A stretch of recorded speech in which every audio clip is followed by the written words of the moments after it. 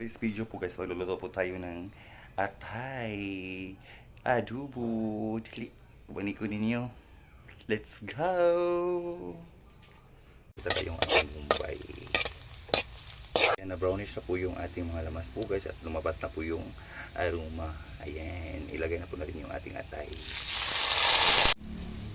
Kumukulo-kulo na po siya. Ayan, so ilagay na po natin yung ating saging na saba. Yan, nilagay ko na po siya. Ngayon lang siguro kayo nakakita ng guys, no, chicken atay gisado na may saging na saba. Ayan, napakasarap niyan po guys, kaya i-try niyo na. Lagay na rin tayo ng soy sauce. Ayan. Lagay na rin natin yung ating sili po guys. Ayan. Sili espada. Pagkagaw po diri sa amo ang tawag niyan guys.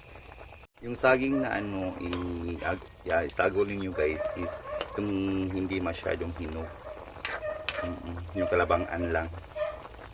Kalabangan. Kailangan kalabangan lang guys para hindi aasim yung ating ulam kasi kapag sobrang hinog may asim po yun guys, diba?